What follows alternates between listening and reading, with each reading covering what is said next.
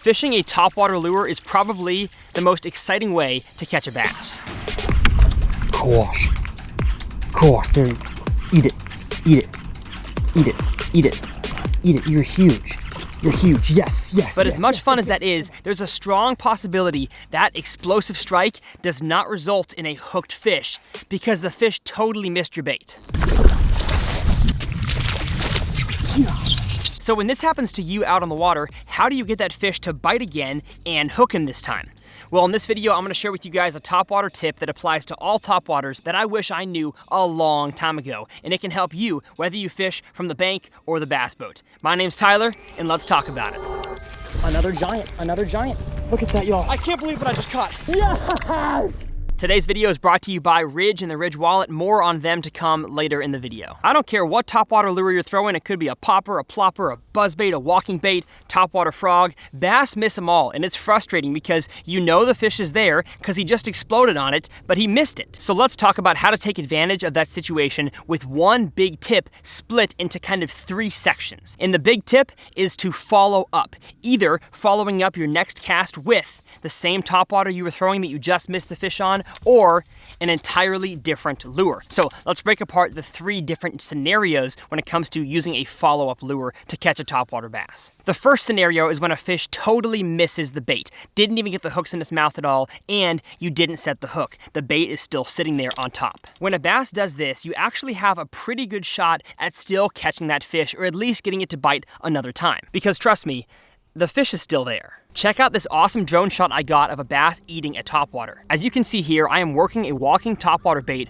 over relatively clear water in about 8 feet. The bass takes a swipe and misses, but if we wait just a few more seconds, that fish comes right back for more. So when a fish totally misses your bait, like in that situation, here's what you should do. Let me show you an awesome example of this in practice with a giant frog bass. On the first bite, the fish totally missed it, but what I did is I stopped my retrieve, and then my boat started to drift backwards. I didn't want to move the lure though because I wanted to keep it in that strike zone where the fish was, so I peeled out some line to let the frog stay there as I drifted backwards, and then my first twitch, the fish ate it again, and I got the fish in the boat. You know, thinking back to my days as a beginner bass fisherman, I probably wouldn't have had the awareness to keep the frog exactly where it was, and heck, I might not have caught that fish if I had retrieved it back to the boat right after the bite happened.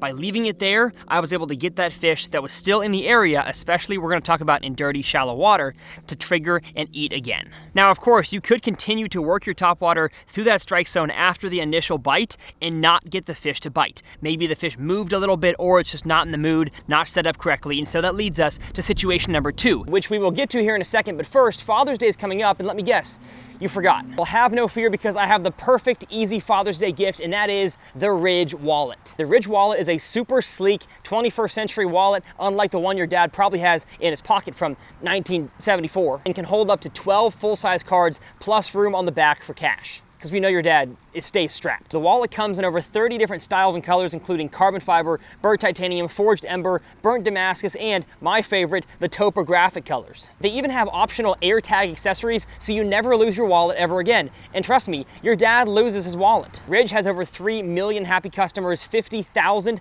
5-star reviews, and they're running a huge Father's Day sale. If you want to check out everything Ridge has for Father's Day, go to ridge.com/TRF. Trust me, your dad's gonna love his wallet, and that again is ridge.com/TRF. Now, let's get back to tip number 2 for using a follow-up lure to catch those pesky topwater fish. Situation number 2, the fish totally misses but doesn't eat immediately. In my experience, when a fish misses my topwater and I get it back to the boat, I want to, as quickly as possible, fire back the same topwater lure as my follow-up lure, at least for the first cast back into the strike zone. Ideally, one cast back to that area will result in the fish biting again, but if it doesn't and you're in a shallow, grassy vegetation area, kind of like I am right now, maybe it's matted grass, lily pads, reeds, and cattails, if you're in that situation, oftentimes a fish will explode on your topwater and then kind of get disoriented in the grass, and so sometimes the fish will not actually be exactly where you got the bite the first time. They can be 3 to 5 feet off to the either side, and so I usually take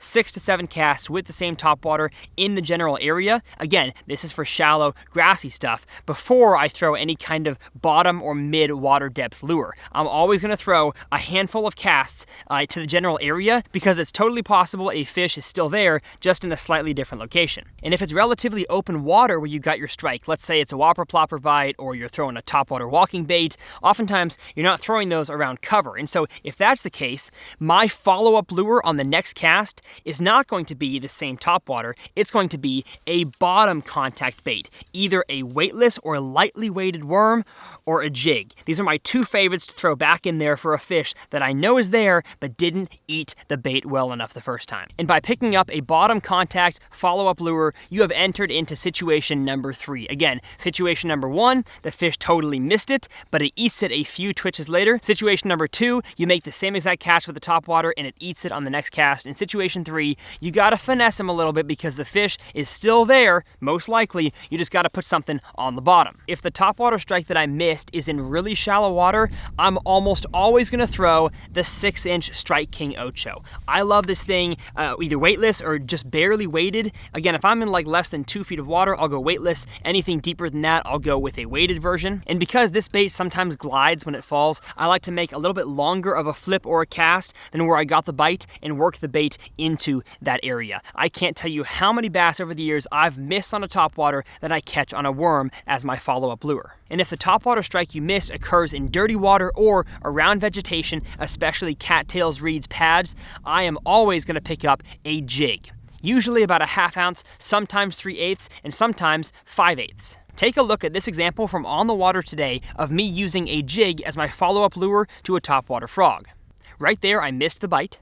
The fish did not come back for it, so I reeled in my frog, picked up the jig, and gave the jig a flip to exactly where I got the frog bite. So now that we've covered the entire spectrum of follow-up lures, I want to talk about a few key things to understand and make sure you have right when you're on the water, or else your follow-up lure ain't gonna work. The first thing is that the clearer and deeper you get, the less likely it's going to be that the fish is still there. In shallow, dirty water, I can almost guarantee 100% of the time the fish will still be there after it misses your topwater. But if you're fishing a topwater in like a really clear body of water, an Ozarks reservoir, and you can see like 10 to 15 feet down there, oftentimes the fish will not still be sitting on the top of the water column. They will shoot up for your topwater, miss it, and go right back down. They might still be in the area, but they won't be on top. And so throwing the same topwater or throwing a weightless worm is not going to be your best option. Oftentimes those fish are just keying in on bait fish. And so I would say if you're fishing a topwater and you miss a fish in really clear, deep water, maybe some rocks, some grass,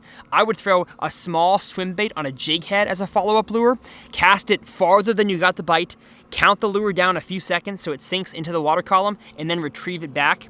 And oftentimes that can get a fish to eat, or casting a drop shot right on top of where the bite was and letting it sink all the way down to the bottom. Oftentimes that can get a fish to eat once it's missed your topwater. And one last thing you've got to make sure you do is that you have your bait ready to go for when a fish misses. The last thing you want is to have your bait on the bait keeper or somehow tangled in your line, or let's say you're throwing the worm and it's not rigged properly. So you want to have, in my experience, the bait off of the hook keeper.